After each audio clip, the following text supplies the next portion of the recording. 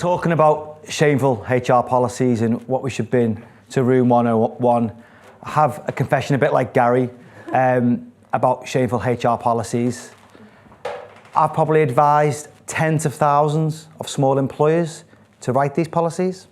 I've worked with thousands of large organisations to write more of these policies. And the policy that I'd love to remove to room 101 is restrictive covenants, restraints, because a HR policy is written for employees or for employers, and you're onboarding this fantastic new employee, you've given them the contract of employment, the next document they receive from the new employer is all the restrictions, all the restraints that we don't want our employees to do. And before they leave for the very first day, they're thinking about not poaching staff, taking the clients, working in competition, or setting up in business 5 miles away. And the most obscene HR policy for a small business owner that I once read, I might have been involved in looking at, was for a hairdressing salon. And there's lots of stories about hairdressers and HR policies or the lack of them. And this was a HR policy that said that any hairdresser who went to work in this salon couldn't work for any other hairdresser in the world in their life.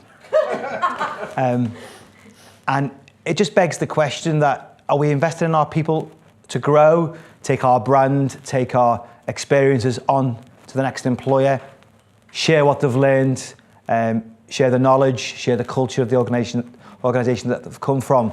Or are we dragging them in and saying to these individuals, we've got you now, you can't leave us. And if you do leave us, you can't take your friends, your colleagues, or your knowledge with you.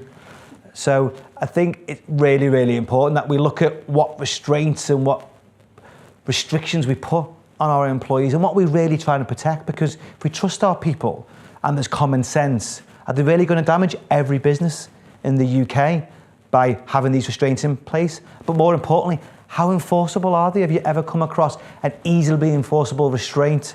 How much money, time and effort has it caused you to manage that policy? How much time and effort has it caused for the employee who's left the organisation? So if there was one policy to run all policies, it would be remove restrictive covenants and restraints. I'll put that into room 101. Thank you.